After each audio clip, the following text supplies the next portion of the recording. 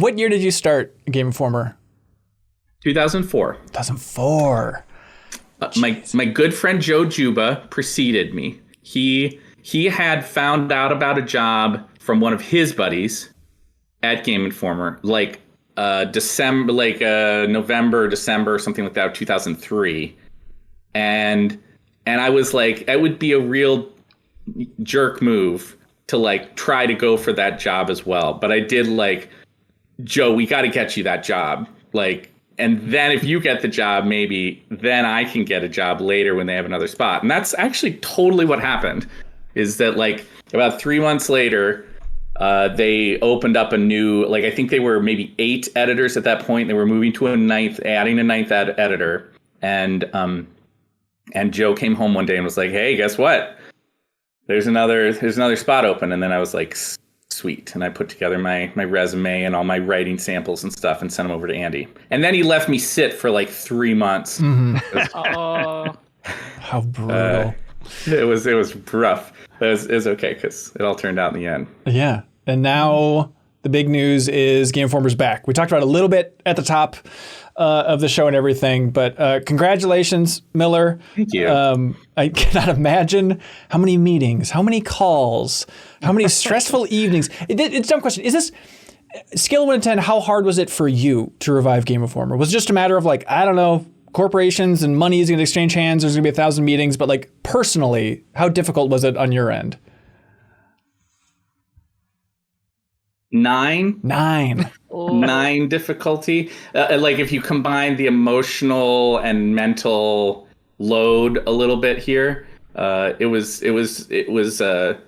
maybe like the actual work maybe wasn't quite that. I mean, it was very much like lots of meetings and lots of back and forth emails with different parties, and but I don't want to try to. I certainly shouldn't try to imply any level of credit for the actual thing. I mean, the folks who made the acquisition are the people who did the negotiations with prior owners and all that kind of stuff. So that was not me. But I think one of the things we were, Kyle, me, the rest of the team were really pleased about was that they started with us, right? Like they very shortly after the shutdown, I was contacted, and they started with the team. They recognized that the talent itself and the relationships we had and the working dynamic that we had was like really the starting place. And that was a really, really good first signal to me that they kind of got it. And so when it's, and then it was a matter of like talking through, like, is it a different brand? Is it like trying to get back the brand? And that, that was largely them. And, but me just sort of, giving whatever feedback I could along the way. So you say them. So when the announcement went live, it's like, this is Gunzilla, the game developer that bought Game Informer, but also there was an investment firm involved. Like, who was originally contacting you? Yeah, it was the people who sort of were running the investment arm of the work that they do. Like Gunzilla is connected to other like companies through investments that they have in all gaming related businesses. And they had kind of opted to, like, they really wanted to get into media. And they liked the idea of trying to find a way to make an impact in that way. And I don't want to speak for them or anything, but my general sense is that they were fans. They liked Game Informer, and they heard about the closure, and they were like, "Oh, this is kind of like exactly what we were talking about trying to build." Right. But like, here's this group of people that is clearly devoted to the work and knows what they're doing. What if we see if we could do that? And that was sort of the genesis of it. So Premium Marzen wrote in. By the way, this is community questions. We have a ton of community questions if you're cool flying through these things. Yeah. But they say, first time, long time. A question for Matt. You can call him Millhouse. Thank you, Premium Marzen. What was it like going through the process, keeping in contact with everyone through the whole process of Game Informer getting purchased? We're a pretty tight-knit crew. I mean, like, I think there's the public face of Game Informer, And there's the behind the scenes, which is both it's a combination of the people who have once been at Game Informer, including several people on this call, and people who are now at Game Informer, and almost across the board, that is a group of people who has a lot of mutual respect and friendship and connections to each other. And I think that's born a little bit out of the attitude that we brought to the work, and the spirit of cooperation and like kind of trying to help lift each other up a little bit. That was part of it. And it's also just that it's been around for a long time. So there's a lot of different people who have those kind of connections. In the case of the group that was there at the closure this summer, we were it happened really quickly, and so we were right away still in communication with each other on channels, on like a Slack communication channel, as we were when we were working. And so we kind of kept that still going. That became kind of the main way that I was keeping folks up to date. I sort of opted for a like total transparency approach to things of like, hey, everybody, there's this possibility that has arisen. I think it's a long shot. Right. But we're going to see if I want to see if it can pan out. Just want to keep everybody in the loop. At that point, of course, everybody was like, everybody should be actively continuing to pursue whatever opportunities you can find and that kind of thing. I definitely don't want anybody to feel like they need to wait it out.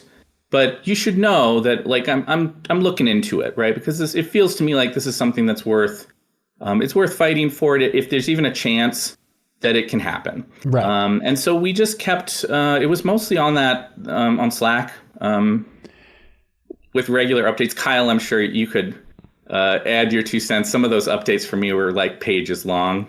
Oh yeah, no, I think you approached it really well, where it was like, yeah, I mean, technically the answer is Slack. Like we just all, continue to talk on Slack. It's like to simplify it, but like, yeah, I always appreciated that you're like, hey, this is what's going on, but like, I am as unsure if this is going to happen as the rest of you. Like, let's not put a ton of eggs in here, but I'm going to keep watching this basket for us. That's kind of what Matt was doing, which I appreciate.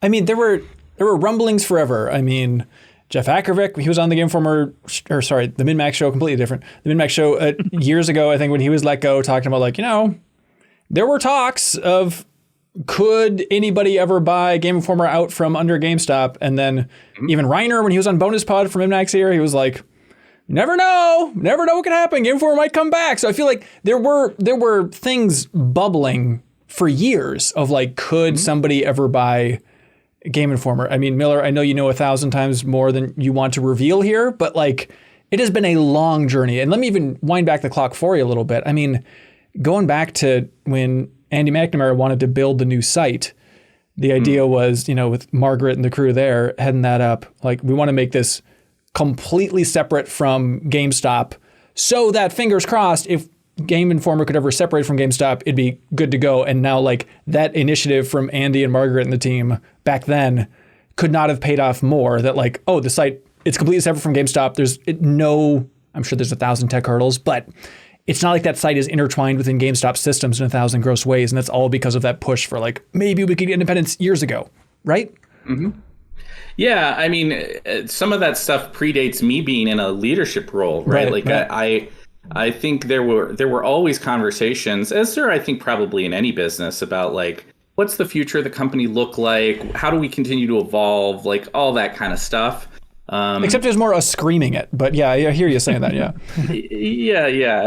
And, I think in the latter years, just because there had been some notable departures and changes and things like that, I think the pace of those conversations and the like wondering about it, went up. There's more of that in the latter years. It's worth noting though that like this thing that ended up happening didn't have any relation to that stuff that those conversations that happened before, right? Like the ones I was privy to and the ones that I wasn't, because they predated my involvement. This was very much a kind of a fresh opportunity that arose after the closure. I had, as some of you may recall, I'd put out a letter from the editor just on social posts, which of course probably made you, Hanson, laugh because you know that like I've tended to always let our official social media be our place, the place that I talk. I'm not really big into doing my own personal ones, and so I didn't really have any like active engagement with that stuff. But I did at that point, of course, I didn't have access to the official channels anymore. So it was really just here's a letter from a private citizen who used to be, this editor in chief. But I had put in there at the end, like, this is a really good team. If anybody has some opportunities for any of those people, I like basically made a new Gmail address and said like, reach out to me. Yeah. And there was I think for me, it was a little bit of I hope the people who this message is to get the subtext, which is like, I'm sending out a fishing hook, right? That like, this is a really good team. They work really well together. We're good at doing what we do. You should contact me if that's something that you want, right? Right. Because there were enough big, strong nibbles from big names and outlets and people in the game industry that were talking about buying Game Informer for so long that it's like, clearly it's a thing that people might want. Yes. So I was like, I don't know if that's going to work, but we'll so to speak, throw the fish hook into the water and see what happens. And that's what happened, right? Like somebody reached out and then there were a lot of conversations and I would love to see you at your most stressed out over the last 6 months and then just your summary of there were just a lot of conversations. Meanwhile, you're pulling your hair out screaming. You are right to conclude that there's some of that stuff that like, I can't talk about. Sure. Right. But you could imagine that, just to set clear understanding of things, you guys know this about me, but maybe some people listening might not. I'm not like a business guy or anything like that. This has been largely my entire career has been, kind of moving through the different spaces of working at Game Informer and that kind of thing. So it was brand new territory for me, right? Like to just have the conversation with other people about the idea of something happening. And so as you could imagine, those conversations were stressful to me because I was like, I don't know what I'm doing. And I also was conscious that like, not like I, held people's lives in my hands or anything, but like, if it was going to if it could happen, there was this possibility of like, maybe this whole team who I really care about and who are really, really great at their jobs, like this is a thing that I can bring to them, and then of course it becomes like everybody independently can make their own decisions, which is what ended up happening. And by happenstance, everybody like did ultimately sign on. Yeah. But like that awareness that like, I was sort of trying to carve something, not just for myself, but like, a hope for dynamic with everybody was like, wore me out. It was hard. Yeah. A lot of responsibility. So. Yeah, but thanks, Matt, by the way. Have I said that? Publicly? you have said that, and I don't, but I also think that like, I want to be very, very clear. It's not like, somehow I like single-handedly did this. This was very much like the people who made the acquisition are the people who, like those folks at Gunzilla, all due credit to them for the hard work that they put in to make it happen. It was just, my part in that was very much just like, I can be a representative of this team to you and tell you what's like important to us and that kind of thing. And then you can take that for what it's worth. Right. Yeah.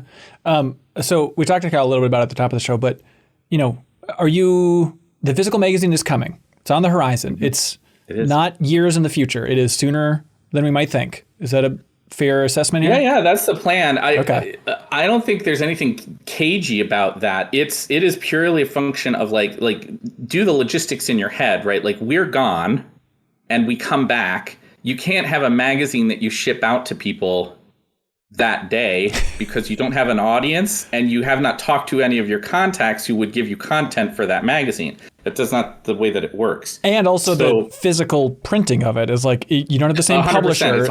There's a whole like thing there. And they also, sorry, let me cut you off on the issues of Game Informer, but also like, the folks at Godzilla have to figure out how to print a magazine in the US. Like, what's call number one you make? I think part of the appeal for them was that in my conversations with them, I was like, listen, we have a team that we know how to do all this stuff, right? Like, just to be very clear, it's not that we brought back the editorial group, period. It's that we brought back the entire team that was creating Game Informer magazine and website and the videos and all that stuff.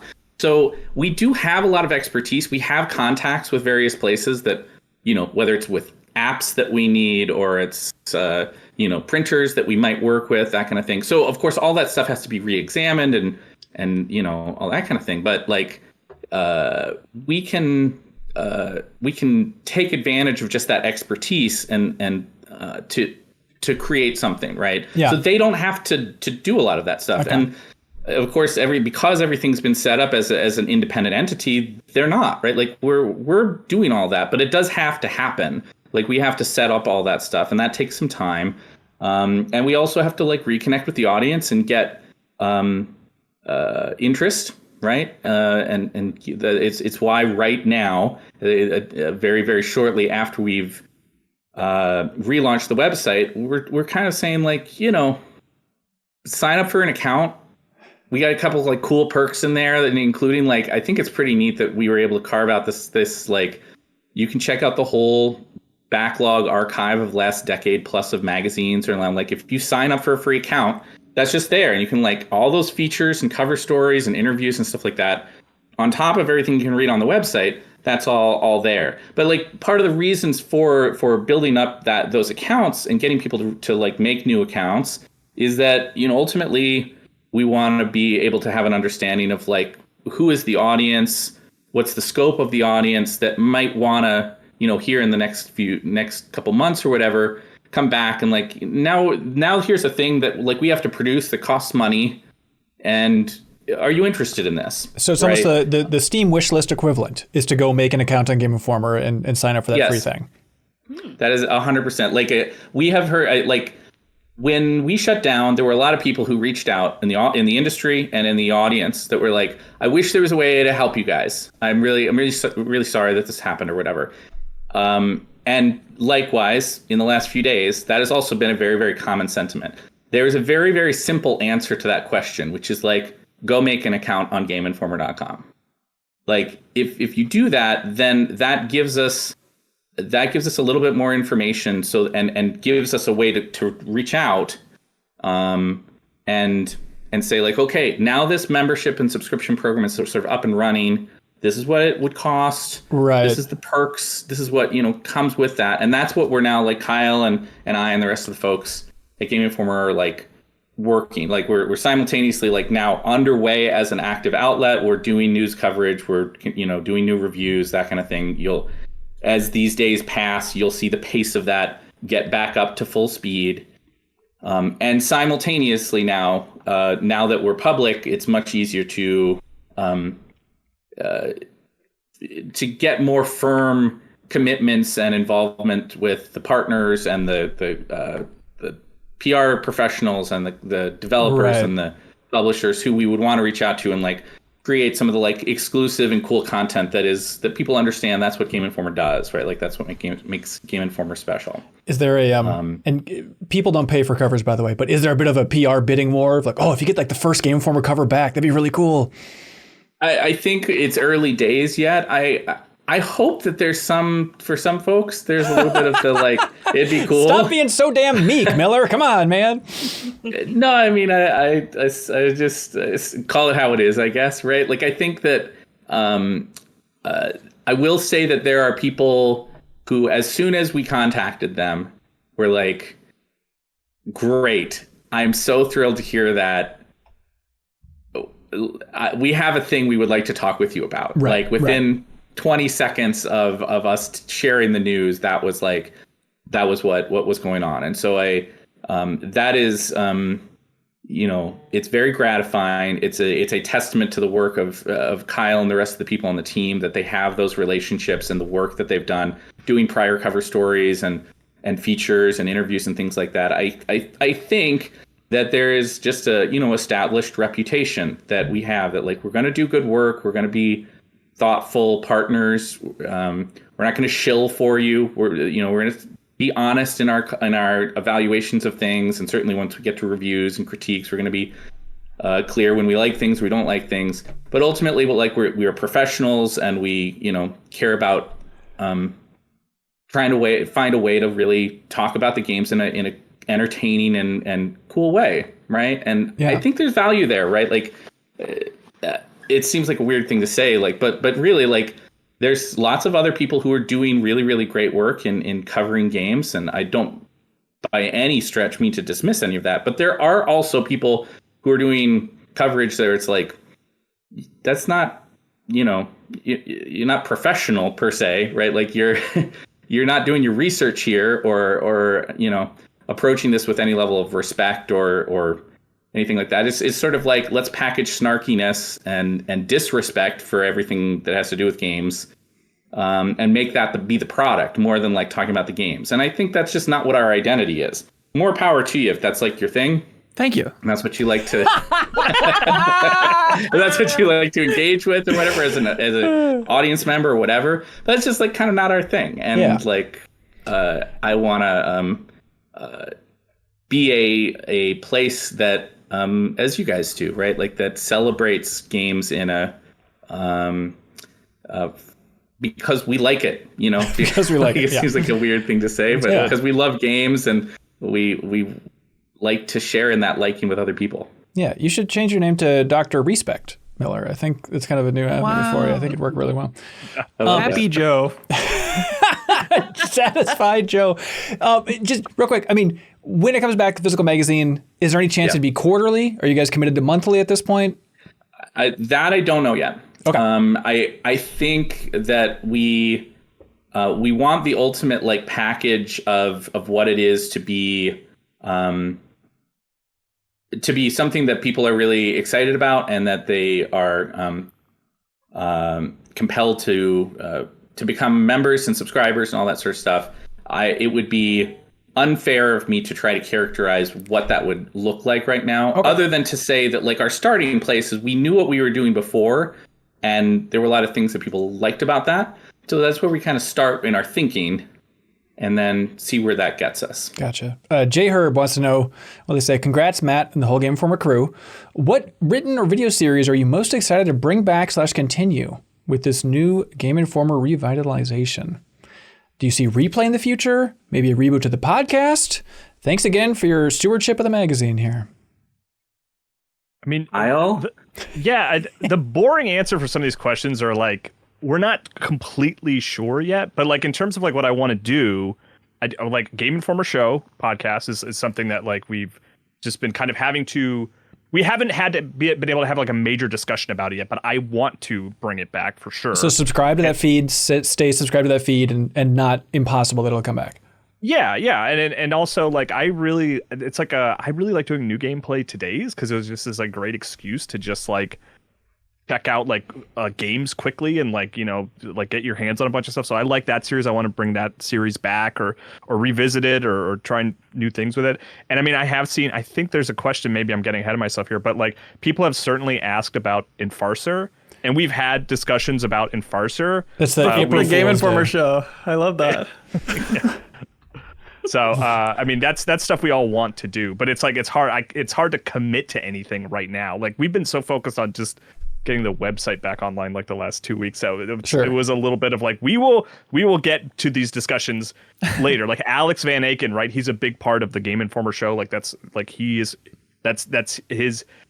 it's weird to call it like his baby because it's not his baby. It's like his adult that he adopted or something. Yeah, it's Helgeson had it as a baby and then it was an adult that he adopted. Yeah, I got the rowdy teenage years. You had the sort of child and teenage years. Tim's the absent father.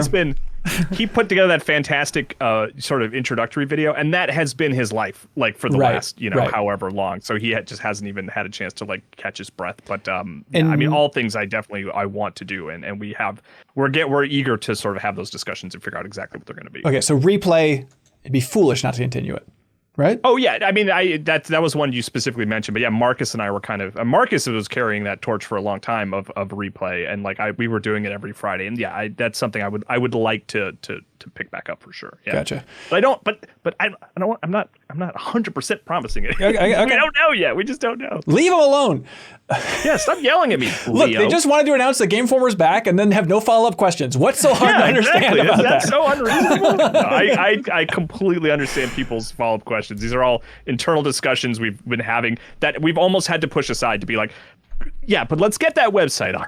Right. Totally. How long have you been just grinding to get that like backlog, the stuff that it's already filled with as it went live? All the reviews and stuff. Yeah, it's wild. Yeah. I'm curious. We haven't really talked. Do you like that? Was that fun? It was a fun novelty. Fun. Yeah, it was unexpected. When I first heard you were doing it, I was like, I don't know why, but they're just like, that is a cool idea to have like a continuous thread and not just have this gap for Game Informer coverage. Technically, for the long term of Game Informer, we don't want that there. But yeah, I mean, I think I have been full time since February 17th.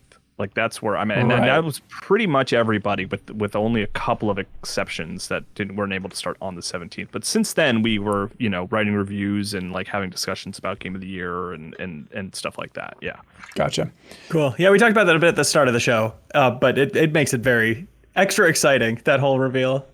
Yeah, I think we want to. We're big into like let's send a message through the things that we do, right? Like rather than saying we're just going to do something, let's like have that it actually reflected in the work or whatever. And this was our way of saying that, like, yeah, we weren't around for a while, but like this whole group of people, like games are a really, really big part of our lives. And because we were out of work from doing this, it doesn't mean we were unplugged from engaging with the hobby and with the games and stuff like that.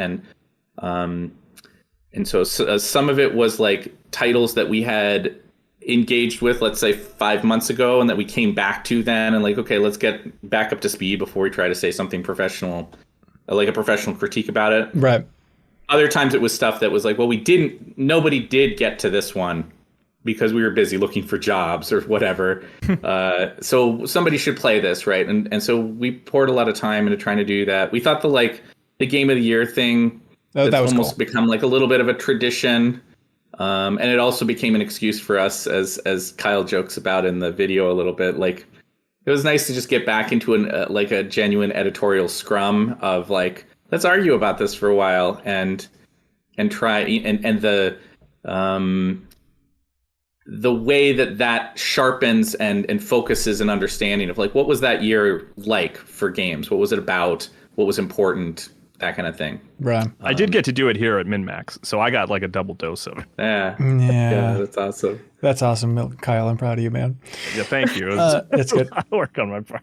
Luca Alberti writes in and says, it's time to bring the spice. Now that Game Informer's back, what happens to rapid fire questions? Dibs. Oh gosh. Dibs. Putting us on the spot. Try and beat maybe that. the first time that we've even like had that conversation. I'll answer it this way. I will say that our you'd ask like what features we want to bring back, and this maybe you would think this would go without saying, but just to actually say it, I think one of the things that like Game Informer did that was really cool and really special, just as almost as a foundational way of understanding what the entity is, was like our cover stories.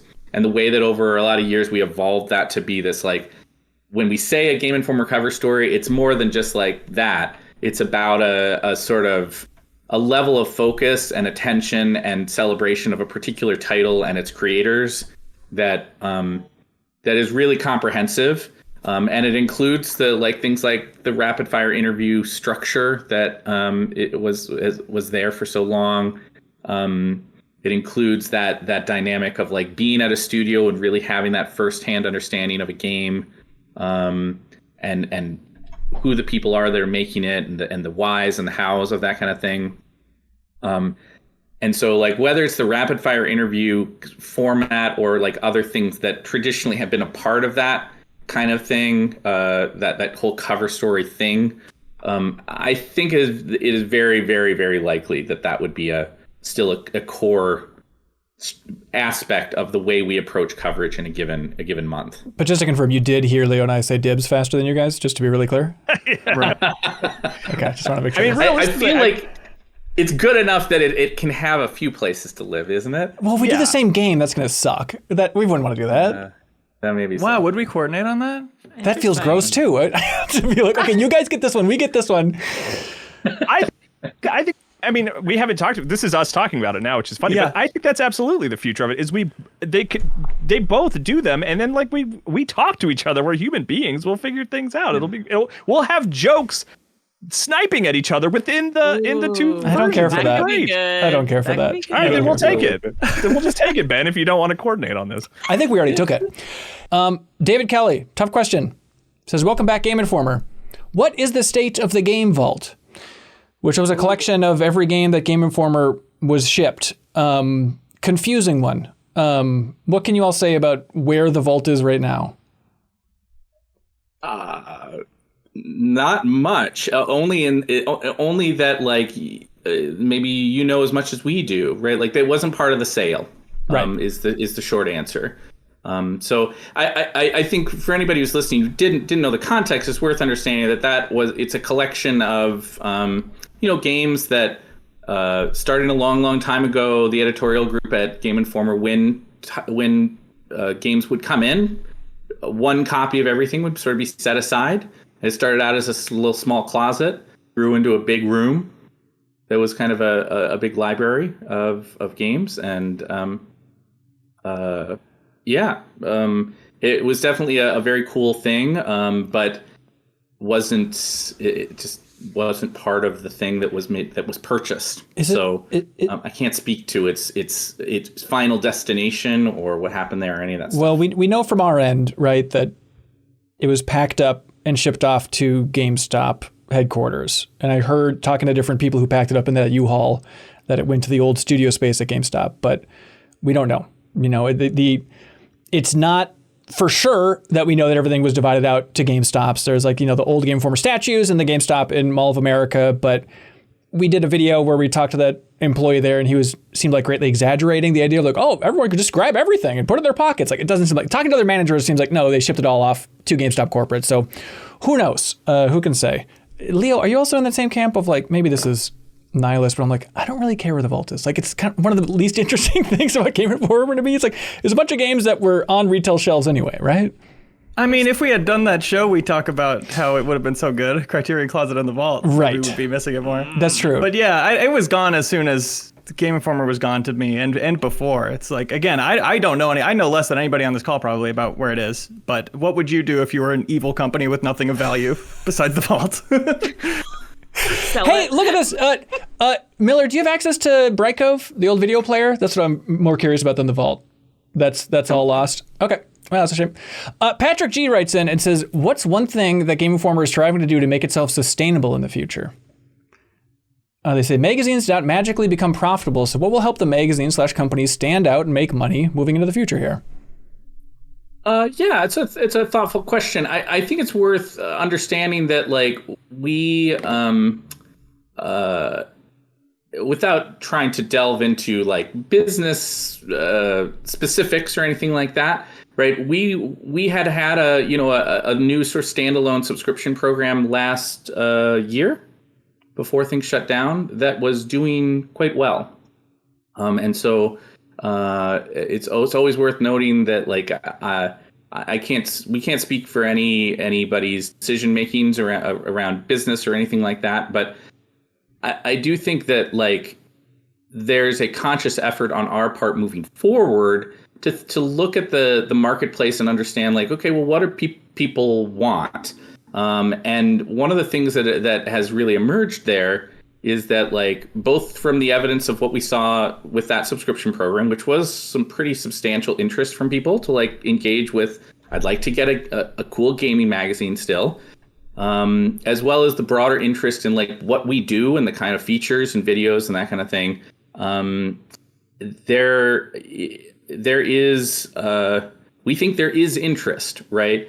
We also, took time to look at other categories, right, and understand that there's a lot of places out there that are physical magazines that cover a category of hobby and do it very, very successfully, right? Like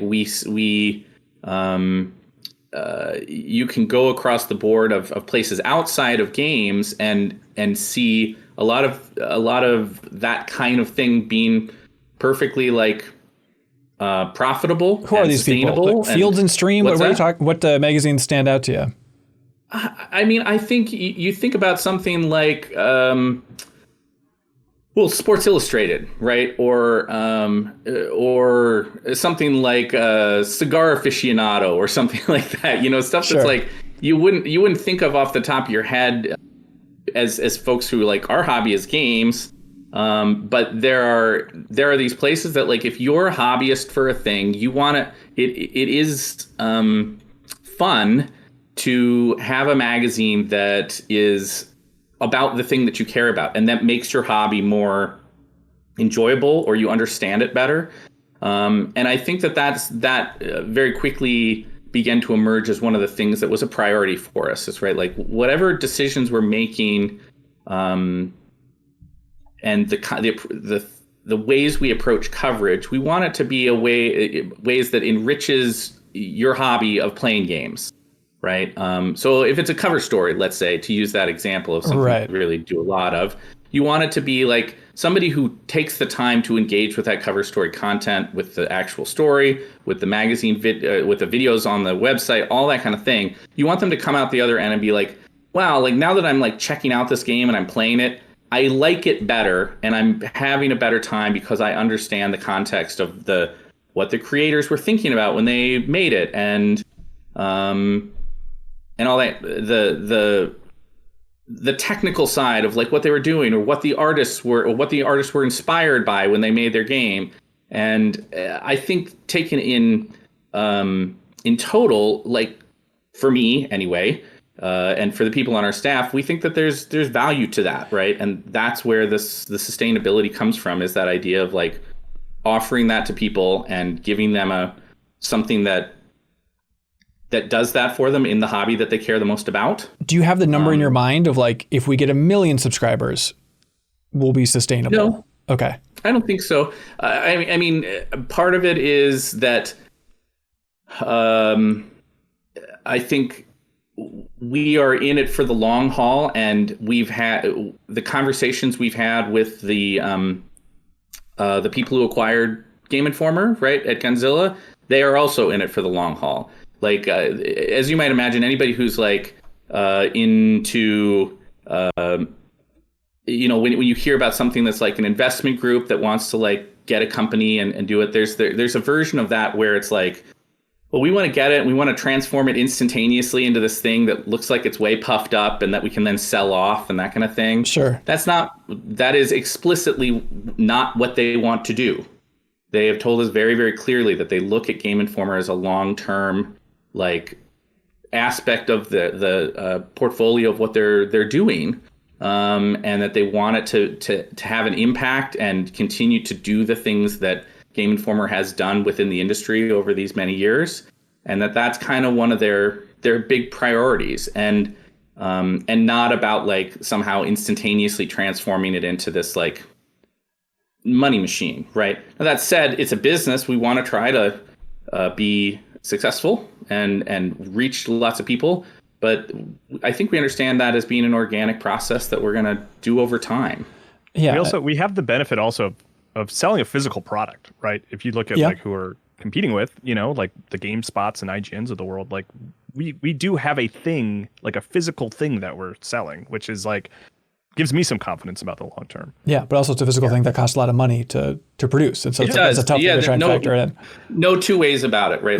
That's going to take. Again, we talked about launching the website, trying to gauge interest from people. We know that the magazine is a sort of the core thing that people understand about Game Informer, and And so right out of the gate, we have that commitment that like our target is to bring that back. And, you know, a big part of our job in the coming weeks and months is to, you know, craft a membership and a subscription program that makes that worthwhile and appealing to somebody. Yeah. And ultimately, that's just what it'll be. Like in a few weeks, when we talk about what that is, I'm hopeful that a lot of the people who have registered interest will look and be like, that's pretty cool, right? Like that, what they're trying to do there is worth whatever the price tag is that we put on it, right? And again, that's one of the other things that we have to finalize and figure out. Yeah, and you all wouldn't do this, but you know, Leo and I, we like to dunk on GameStop a lot. But all the things you can dunk on them for, like, they pushed the hell out of that magazine in the store for years and years and years, you know, and it was so incredibly important to have people coming through GameStop store to push it. And so all that to say that when the physical version of the magazine launches at Game Informer, like, if you're a fan of Game Informer, you need to become that GameStop employee pushing the Game Informer magazine on other people on your streets. Start a lemonade stand. Get Game Informer subscriptions rolling out there. Like, we need help getting the word out, right? Is that fair to say?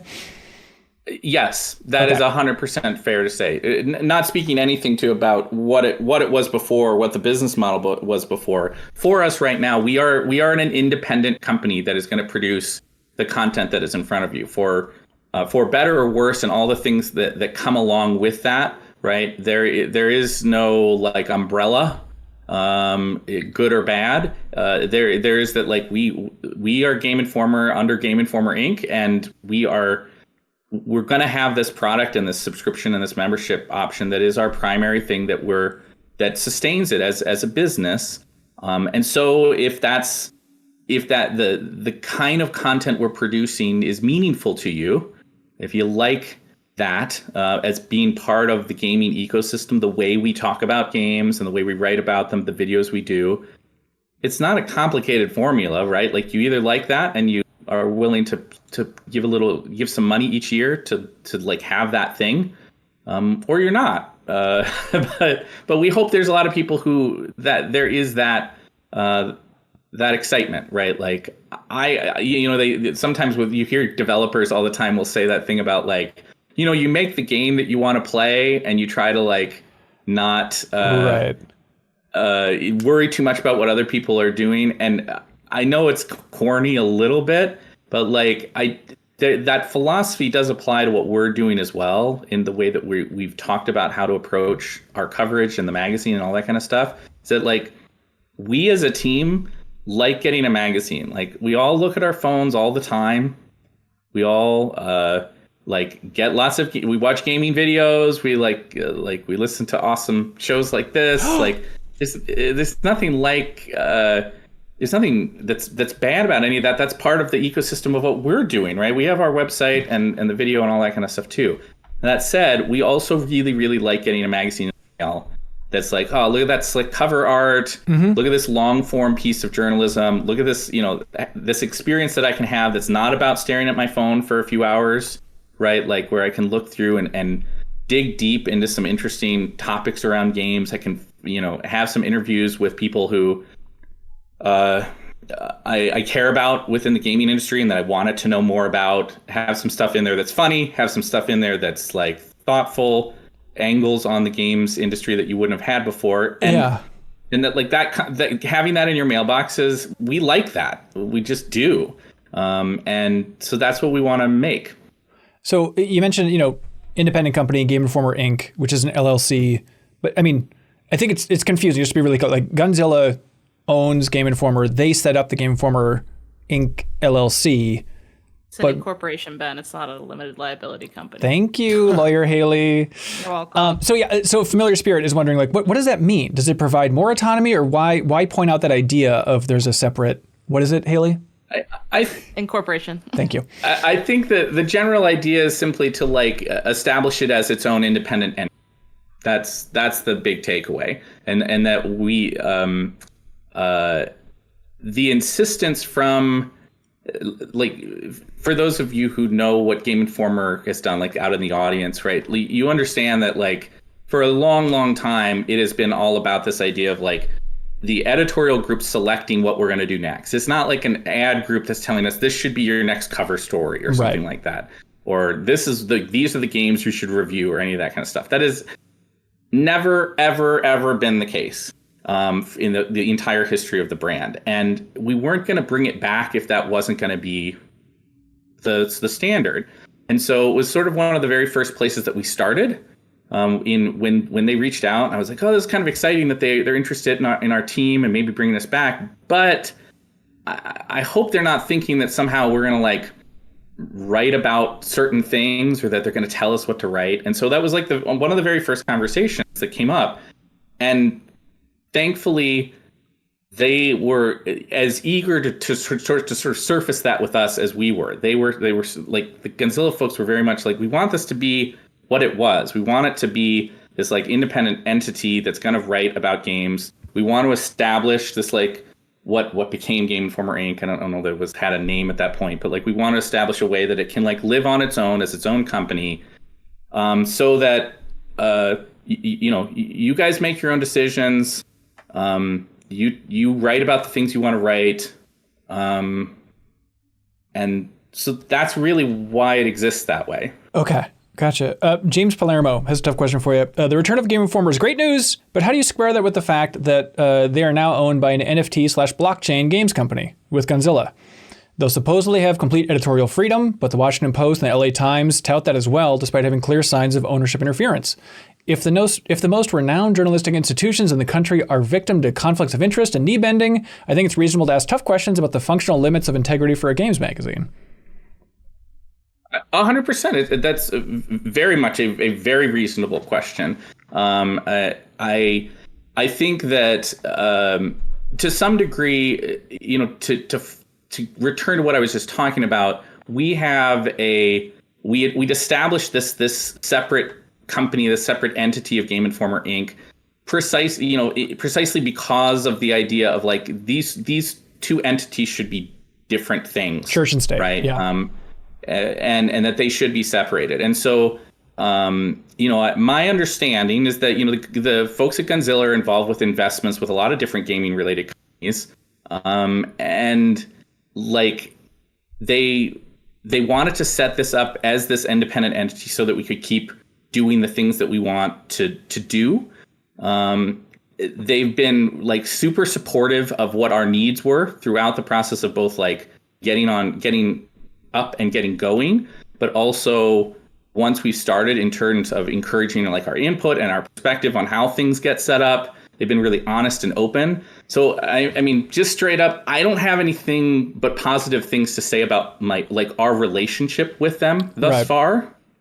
But I also I can't speak to their business strategies because they're not our company, right? It would be presumptuous for me to defend them or for me to take them to task about anything about what they're doing with the business, because they're just not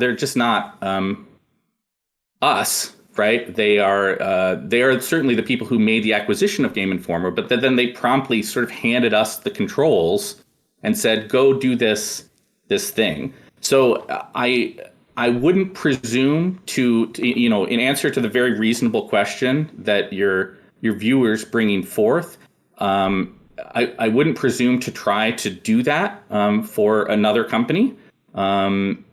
I can only speak to what our relationship with them has been, which is that they seem to be acting in good faith, pursuing a thoughtful approach to letting us do what we want to do and to be a thoughtful entity into the future. And that's really what is important to us. Yeah, makes sense. Swan Song says, this question is for Matt. First of all, congratulations on the return of Game Informer. I'm so excited for my favorite magazine to be back.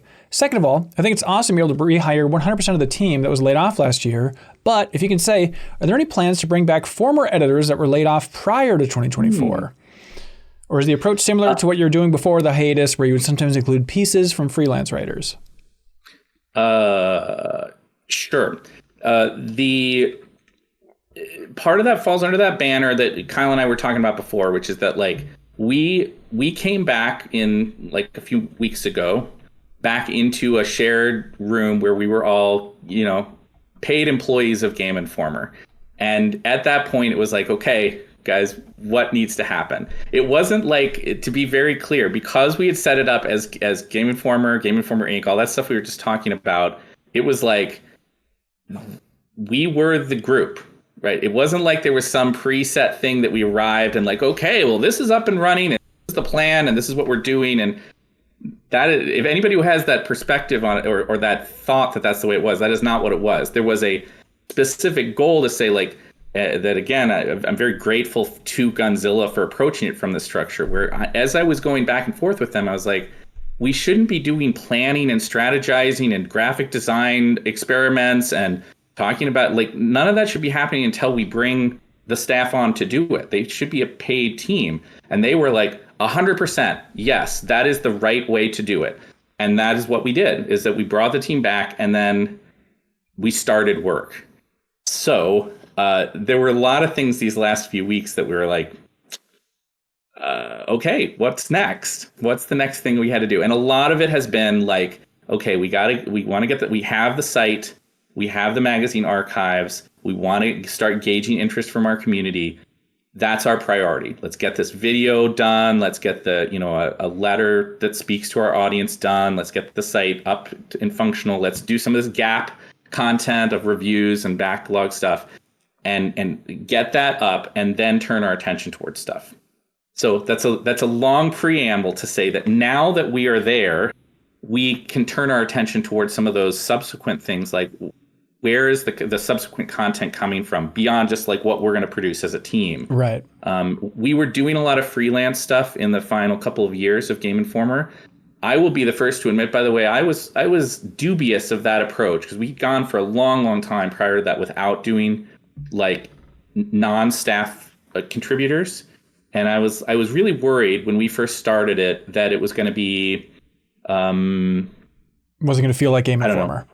Yes, or it would dilute the voice of what we were doing. And I really, honestly, I could not have been more wrong on that front, because what we found was that by adding those contributors into the mix and getting those contributions from people, we not only got like a bunch of interesting international perspectives, like writers who were literally like, I live in Africa and I want to write a piece about, gaming in this part of the world. But we also it contributed to the ethos around Game Informer being a place that was like offering interesting perspectives. It didn't subtract from it, right? Like it became this additive thing, and I really transformed into an advocate of like how great it was. So to that point, I think one of our big things we want to do is to continue doing that and to involve experts and contributors any place that we can find them, and expand the scope of what we're doing there. That's one of my hopes. Have there been discussions of, would you ever hire more people on who were let go before 2024? Yeah, I mean, like, I think we would, the goal we have explicitly said is that we want to grow. As I said before, a lot of the people who have been at Game Informer in the past are it's a close-knit crew. And there's a lot of folks that like being able to have them back on staff would be really awesome. But ultimately it's going to be a decision around like, where are we in need, right? Like what is the next thing as we go step by step that needs to be, that can most help Game Informer, speak to our audience in the way that we're trying to, and then finding the right person for that. So yes, are we open to bringing people back? 100%. It'd be weird if he said no. What's that? It'd be weird if he said no. Yeah, no, I hate all those people. Dan Tack, I'll see you in hell. Yeah. We would absolutely do that, but I do think that like it's going to be very, very much on a when we need this thing, what is this next need that we have? What is the next most important thing we need to have our staff be able to do that we aren't currently at our best for? and then finding the right person for that. And to the point, by the way, of like prior team members, there are a lot of people out there. There are dozens of people out there who were once at Game Informer who have expertise that I would love to have back on the team again. Yeah, right on. I probably have to leave it at that, right? Like, I don't know beyond that if specifically if there's an option to do that, right? Gotcha. Is this technically the first interview you've done about Game Informer? First time you've talked about it? Ever. I mean, the revival, Game Informer 3.0. This is a brand new thing for me with this whole. No, yeah, it's the first. I'm just being a jerk. Yes, it is. I mean, Ben, you were awesome. Like as soon as you knew this was happening, that was like your first thing. Like, we want to have you on and give you and talk about it, and that was awesome.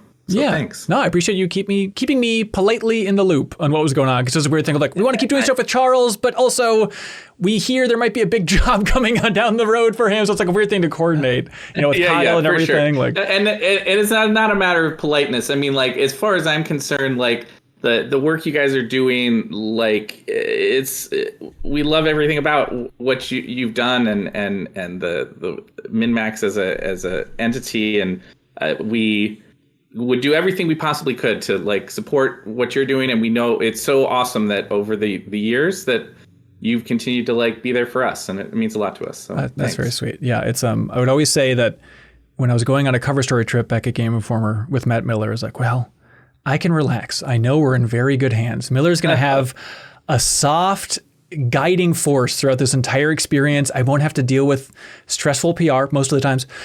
Miller is just going to like just be as cozy as possible, sailing us down this river. And so I feel like the Game Informer crew has said nothing but glowing things about you at the helm, and it's a miracle this thing is revived. And so hats off to you. And, I think they're in as good of hands as possible with you at the steering the ship there, Miller. Thank you. If you thought, hey, this video wasn't bad, well, there's a whole lot more like it on MinnMax's YouTube channel. Please help us out by subscribing to our channel and checking out the MinnMax Show podcast, also available on your favorite podcast app, the best, most thorough discussion about games on the internet with the deepest dive, our monthly community trivia show with prizes called Trivia Tower, and a whole lot more. Thanks so much for your support, everybody. All you gotta do is click that subscribe button. We'd really appreciate it.